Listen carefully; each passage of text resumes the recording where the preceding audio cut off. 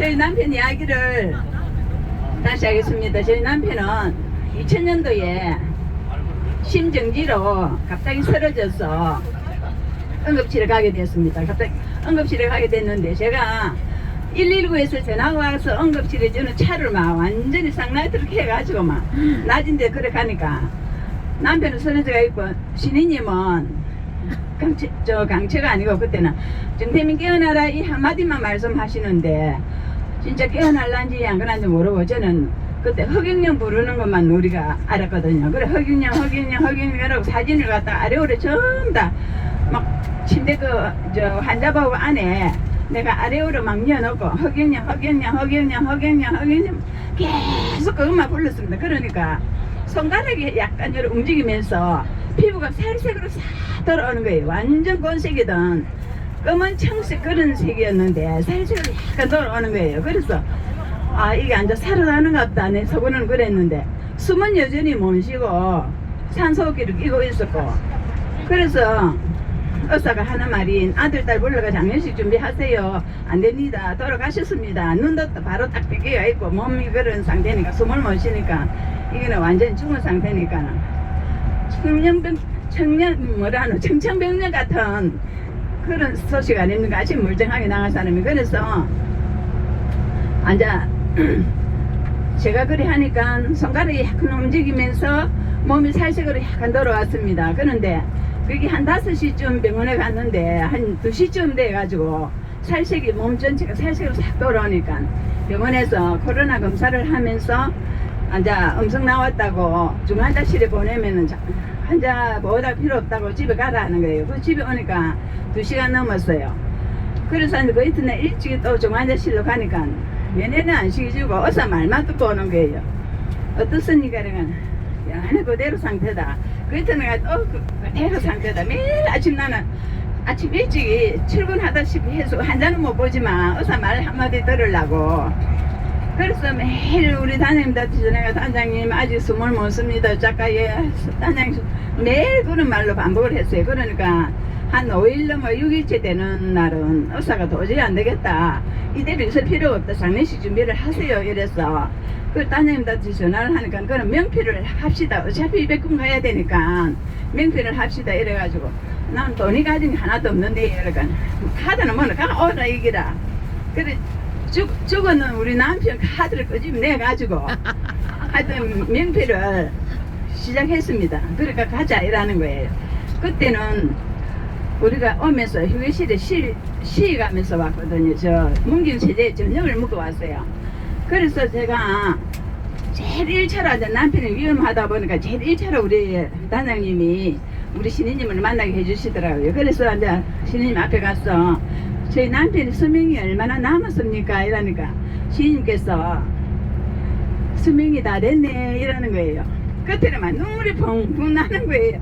앉아나 뭐 장례식 좀 해야 되겠다 싶은 그런 생각에 그래서 제가 신인님 3년만 더 살려주면 안 되겠습니까? 이러니까 말을 살리라 하노 70 넘어가 80이 다 돼가는데 막 그대로 가면 나와놓지 이랬는데 제가 그동안 남편을 미워하는 제가 참 많아가지고 3년만 더 살려주면 그 죄를 좀 사하려고 나는 그 사람이 아까워서 그런 게 아니고 내가 지은 죄를 사하려고 좀 살려주세요 이러더만 그러면 3년 더 살려줄게 이러면서 정대미 3년 더 살아라 이 말씀 한마디 딱 하시는데 내려오면서 이제 그래고 집에 내려왔어요. 내려오면서 명패는 시작해놓고 문경세제에 오면서 저녁을 우리가 그때 먹고 왔거든요. 저녁 식사로 딱 들어가면서 나는 뭐 밥이고 뭐지 아무것도 눈에 안 보이고 그래 중환자실에 병원에 딱 전화를 하니까 남편이 숨을 쉽니다 이라는 거예요.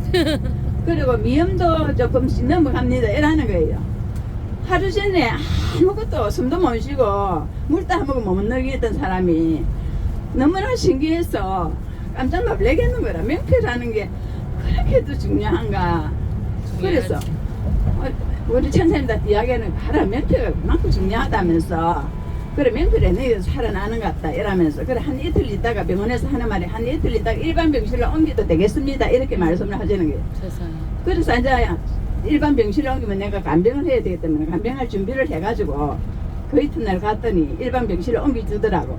일반 병실을 옮겨줬는데 이제 산소호흡기는 그대로 끼고 있어도 조금씩 숨을 쉰다고 하자. 그냥 산소호흡기 말고 떼고 숨을 쉬는 게 뭐 이때에 그거를 이제 목에도 달고 입에도 달고 이러는데 막 의식은 조금 돌아오는 것 같는데 막 저승 가던 이야기를 막 하는 게 뭐 저승 가던 사업한다고 뭐 비행기를 몇 대를 사고 뭐